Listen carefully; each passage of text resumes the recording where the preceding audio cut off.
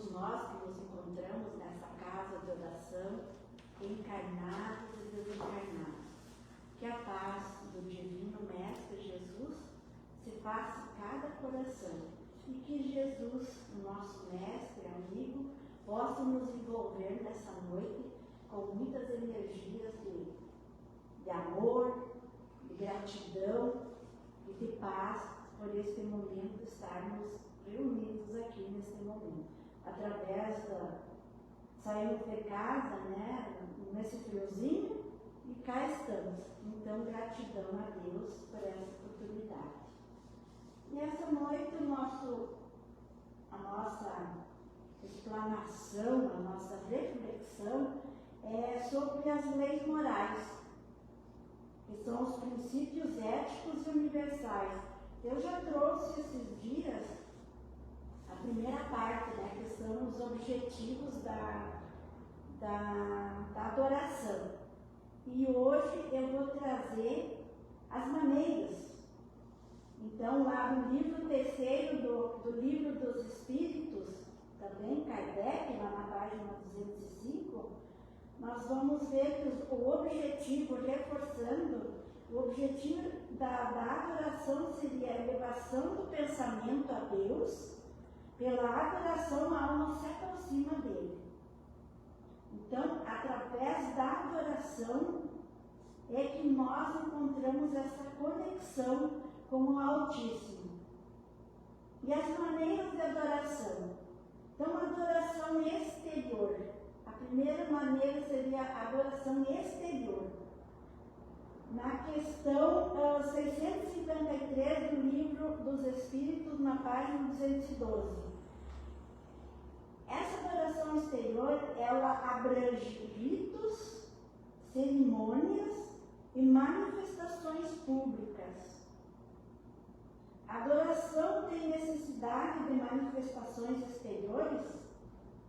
Então, a pergunta de Kardec aos espíritos, se a adoração tem essa necessidade de se exteriorizar. Então, a verdadeira adoração está no coração. Em todas as vossas ações, imaginai sempre que o Senhor vos observa. A adoração exterior é útil se não é uma vã simulação, quando dá um bom exemplo. Temos então diversas maneiras de adoração exterior. E eu estava lembrando hoje, enquanto eu estudava, a religião católica geralmente ela faz procissões, que é uma exteriorização, né, da sua fé. E também a adoração, aqui diz para nós que a mais convincente para Deus que é aquela do coração. É aquela em que a pessoa se coloca em conexão com a divindade. Mas, no meio dessa procissão, muitos estão ali realmente pela fé, pela devoção. E muitos a gente sabe que é uma forma de exteriorizar, de apenas estar ali presente. Eu também lembrava nos encontros nos lares, né? Que eles se encontram às vezes nos lares, fazem também esse tipo de exteriorização. E que também nos lares pode-se encontrar uma fé robusta, como também aquele que simplesmente está ali ocupando um espaço, né? E na questão 654, Deus dá preferência àqueles que o adoram de tal ou tal maneira. Então aqui eu tenho que perguntar se Deus quer de que maneira Ele quer essa adoração. Deus prefere aqueles que o adoram do fundo do coração, aqueles que o adoram com sinceridade, fazendo o bem e evitando o mal. Mesmo numa exteriorização, aí que vamos encontrar aqueles que estão fazendo bem, não praticando o mal. Aquele que não tem senão a piedade exterior é um hipócrita. E muitas das vezes a gente sabe que irmãos nossos ainda permanecem dormindo nas noites dos milênios, ainda não desenvolveram em si a fé e essa conexão, né, essa amorosidade com Deus. Aquele que faz profissão de adorar o Cristo, que é orgulhoso, invejoso e ciumento. Também sabemos que vivemos em contato com irmãos que ainda têm esses resquícios e que nós mesmos às vezes somos portadores. Que muitas vezes estamos num momento de adoração, mas o nosso pensamento se dispersa. Não conseguimos nos unidade direitinho com a espiritualidade, com a divindade, né? E a 656, a adoração coletiva é preferível à adoração individual? Os homens reunidos por uma comunhão de pensamentos e sentimentos têm mais força para chamarem para si os bons espíritos. Não criais por isso que a adoração particular seja menos boa, porque cada um pode adorar a Deus pensando nele. É aquilo que eu comentava um pouquinho antes, né? Que depende da maneira como nos colocamos diante de Deus. Não depende se estamos em coletividade. É com certeza que se reunirmos os nossos pensamentos, os nossos sentimentos, visando um bem coletivo, alcançaremos. Como falava antes das procissões, né? Se o objetivo é alcançar, eu lembro quando eu era bem jovem, bem mais jovem, tinha uns 22 anos, houve uma seca muito grande. E aí as pessoas se reuniram para fazer uma procissão lá para chover, para rezar para a chuva. Então é exteriorizar, né? E conseguimos, choveu, né? Graças a Deus choveu. Então é uma forma, e era coletivo, com muitas pessoas, né? Mas isso não quer dizer que quando eu estou sozinha, eu não alcanço esse meu objetivo. Basta que eu me coloque em sintonia, né? E agora vamos falar um pouquinho sobre a vida contemplativa. Estilo de vida focado na busca interior. Então a vida contemplativa é aquela onde nós buscamos só a nossa melhoria. E a questão 657 lá do Livro dos Espíritos pergunta: os homens que se abandonam à vida contemplativa, não fazendo nenhum mal e não pensando senão em Deus, têm um mérito a seus olhos? Não. A resposta é bem objetiva, né? Não. Porque se eles não fazem o mal, não fazem o bem. São inúteis. Não fazer o bem já é um mal.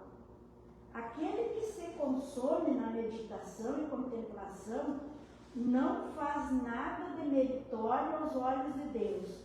Sua vida é toda pessoal, é inútil à humanidade.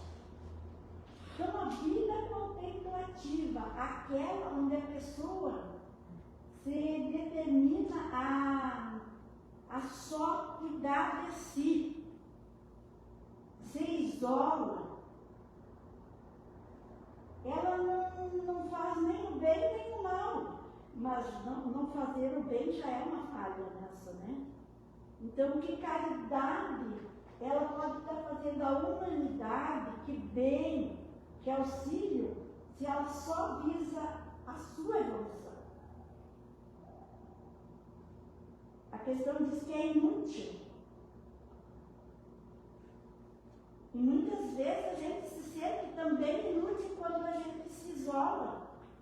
Quando nos isolamos demais, é como se fôssemos inúteis. Dá aquela vontade, aquela sensação de tu sair, de tu fazer alguma coisa. Tu fica sentado, às vezes prostrado, e que vontade de levantar e fazer alguma coisa. Então a gente já é por instinto com aquele objetivo de auxiliar alguém. Visto que nós somos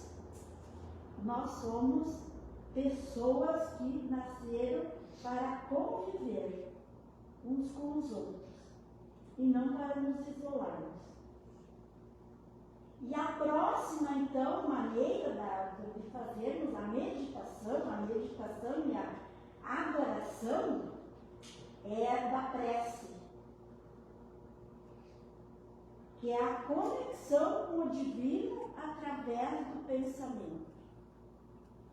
A questão 658 nos pergunta o seguinte: a prece é agradável a Deus? A prece é sempre agradável a Deus quando é ditada pelo coração. É agradável a Deus quando é dita com fé, fervor e sinceridade. Não é tocada pelo fútil, orgulhoso e egoísta.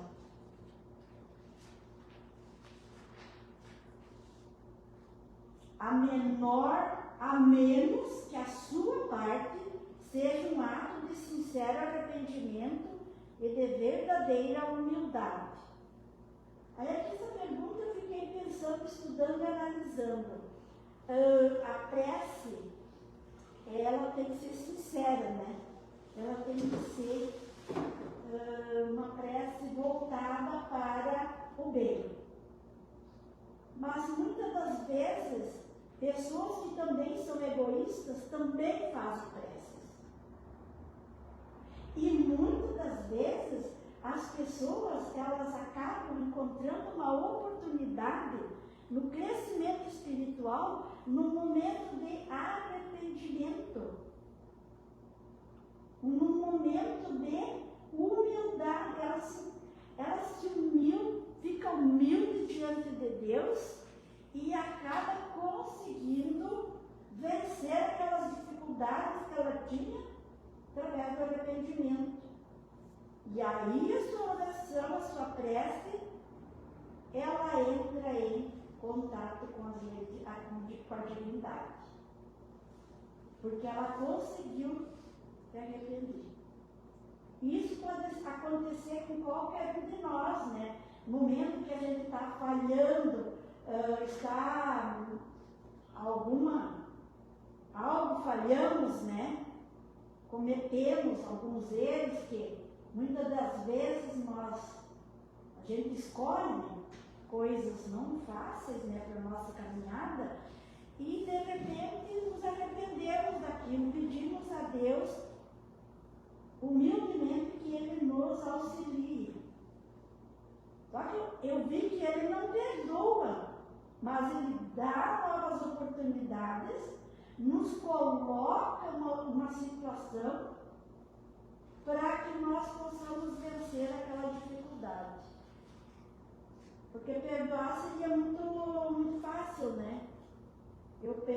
Ser perdoado. Não, eu tenho novas oportunidades. Eu tenho chance, a cada dia que nasce, eu tenho uma nova chance de recomeçar. E qual é o caráter da prece? Moral da prece, né? A prece é um ato de adoração. Pela prece pode-se propor 3 coisas: louvar, pedir e agradecer.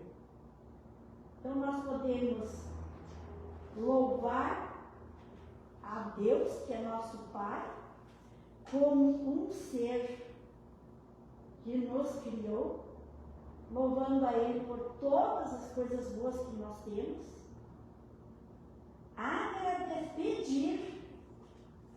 pedir aquilo que nós necessitamos, porque Ele não abandona nenhum de seus filhos, e agradecer. Agradecer todas as coisas boas e até as coisas difíceis, porque são através delas que nós podemos progredir. A prece torna o homem melhor, na questão 660. Sim, mas o essencial não é orar muito, mas orar bem. Então, orações muitas vezes longas, às vezes desafiadoras, que até colocam nós mesmos de maneiras, às vezes, repetitivos ou de uma maneira, às vezes, desconectado daquela oração, né? Nos faz perder o... Então é pouco, às vezes pouco, mas que tenha fundamento, que tenha uma base sólida nessa oração, que tenha fé, que tenha amorosidade. Pode simplesmente pedir a Deus que perdoe nossas faltas? Na questão 661, as boas ações são as melhores preces. Então, às vezes a gente se perde, né, achando que orar o dia inteiro, ficar orando, ficar imaginando que Deus estaria à nossa disposição. Então, a boa ação, que eu comentei antes, levantar e praticar alguma coisa, fazer algo que possa beneficiar, ou auxiliar alguém, ou conversar com alguém, ou ouvir uma pessoa necessitada, né? Então, é o melhor caminho. Isso sobre a prece. Então, agora vamos ver o politeísmo. É outra maneira da adoração. É uma das crenças mais antigas e mais divulgadas, embora falsa. O homem incapaz, na sua ignorância, de conceber o ser imaterial, sem forma determinada, agindo sobre a matéria, deu-lhes os atributos da natureza corporal. Uma forma, uma aparência. Tudo que não compreendia devia ser obra de uma força sobrenatural. Daí a crença em tantas potências divinas. Aqui entra o politeísmo, aquelas religiões que acreditaram, que acreditam, tem religiões que tem ainda que acreditam, ainda existem povos que acreditam, a gente vai ver depois, no Deus Sol, Deus da Lua, Deus das águas, Deus das matas. Em cada coisa da natureza, ele imaginava um Deus, imagina ainda, né? Um Deus.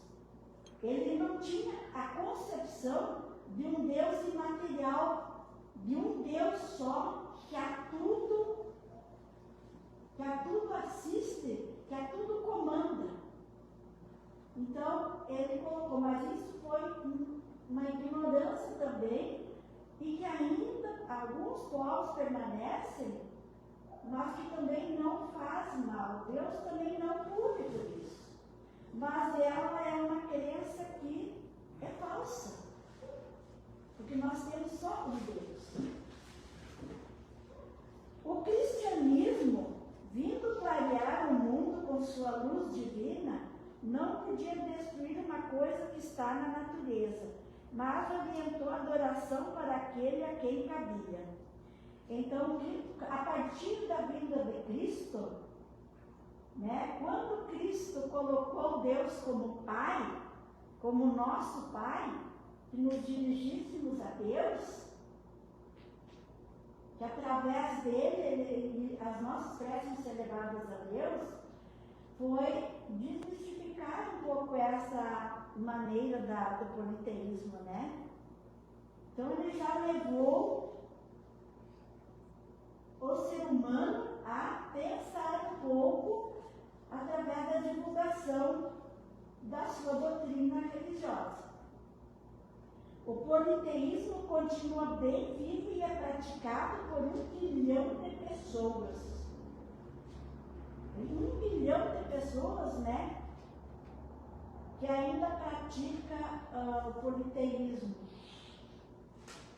E o politeísmo, eu trouxe aqui uma das religiões, algumas religiões que ainda, alguns povos que praticam essa adoração.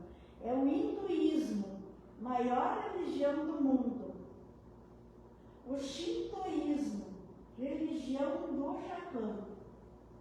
Neopaganismo, reconstrução dos antigos deuses gregos, como Zeus e astecas. Essa religião, esse neopaganismo, não possui localização geográfica única ou tempo central. Concentrado no Ocidente, praticantes vivem na Europa e na América do Norte. Quer dizer, ainda existem povos que praticam o politeísmo. Mas nós já somos adeptos, né, à prece, à adoração da prece, porque sabemos que ela vai direto a um Deus único. E também vou falar um pouco sobre os sacrifícios, outra maneira de adoração. O uso de sacrifícios humanos remonta à mais alta antiguidade. Como o homem pôde ser levado a crer que semelhantes coisas pudessem ser agradáveis a Deus? Essa é a questão 669. Aí a resposta diz assim: povos primitivos abandonaram-se aos instintos da brutalidade, sendo por isso geralmente cruéis. A matéria vence o espírito. Ainda não compreendiam Deus como fonte de bondade. Falta-lhes o senso moral. Acreditavam que uma criatura animada tinha muito mais valor aos olhos de Deus. Primeiro, imolaram animais. Mais tarde, os homens, pela importância da vítima, levados pela falsa ideia de agradar a Deus. Então, eles começaram com o sacrifício dos animais. Sacrificar animais.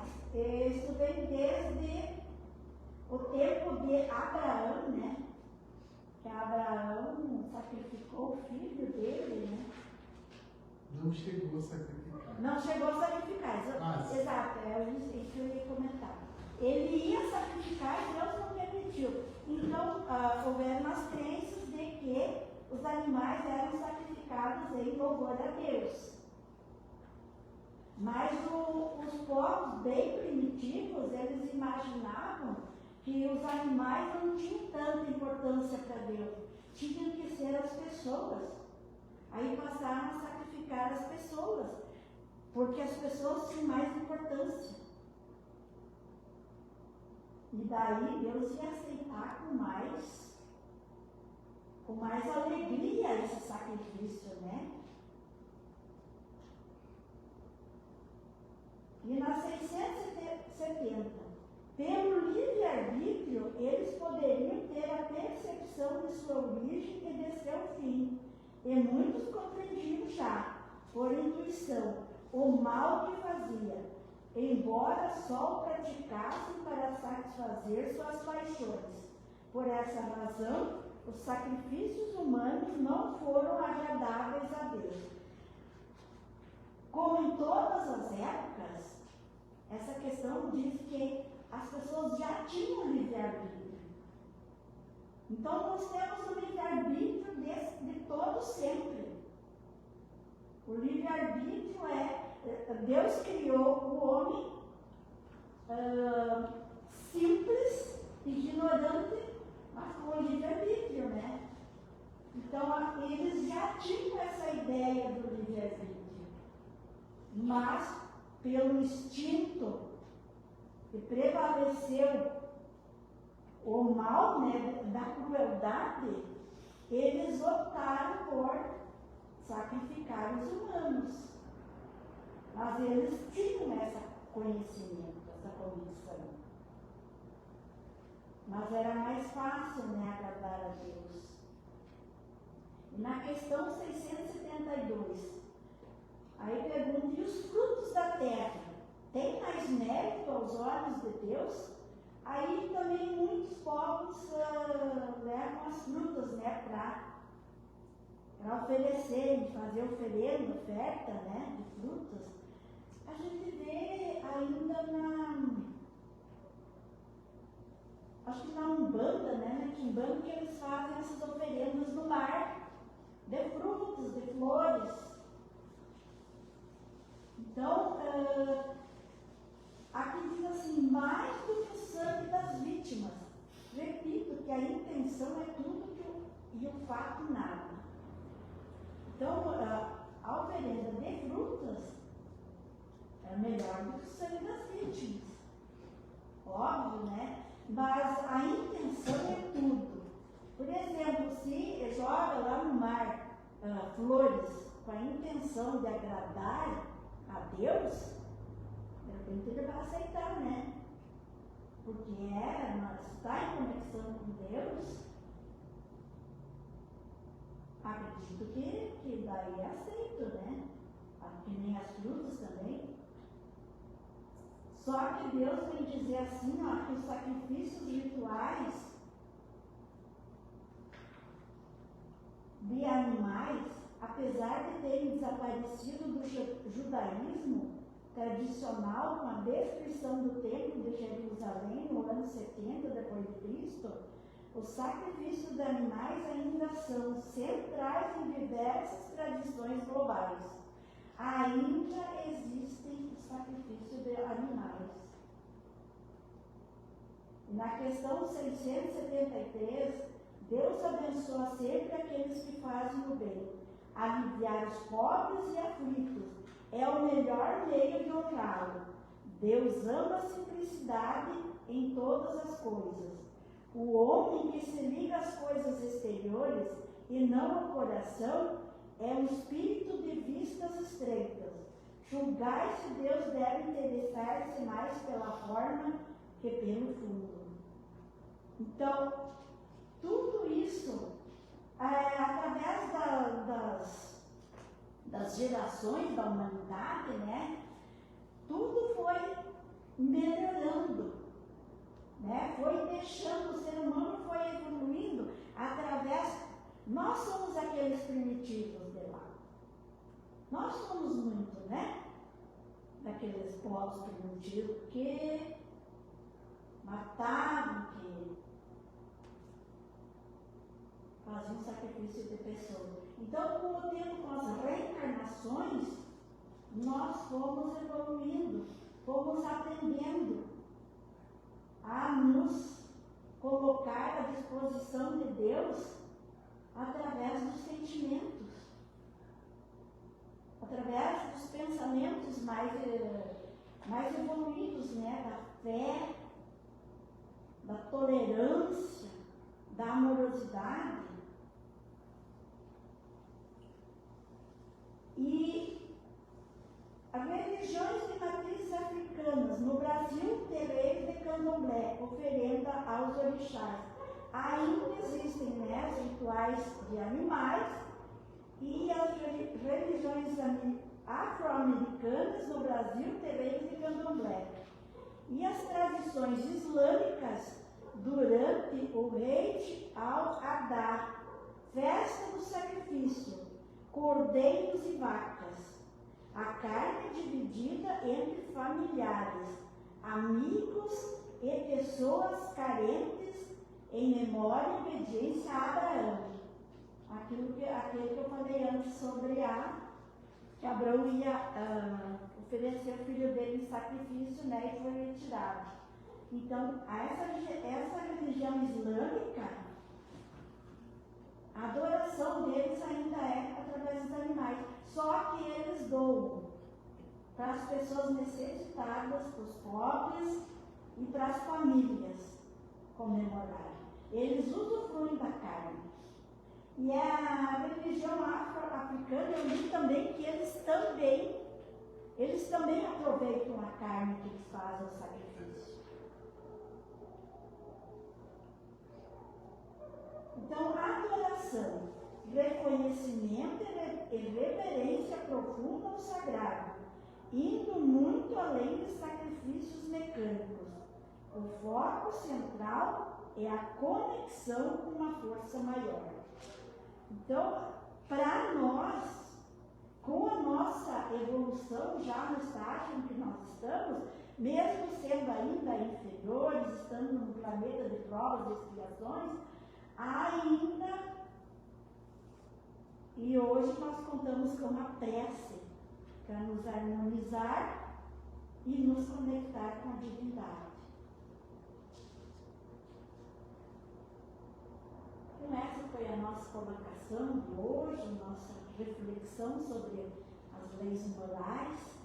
Vamos passar agora para a segunda parte, que é a parte do passe, e que possamos nos conectar neste momento com a divindade, rogando a Jesus, aos espíritos, amigos, que eles possam estar nos envolvendo nesse momento em energias de saúde, em energias de paz, de equilíbrio, de harmonia, e que possamos sair daqui com essas energias amorosas, levando para casa, para os nossos lares, nossos familiares, tudo aquilo que aqui recebemos nessa noite.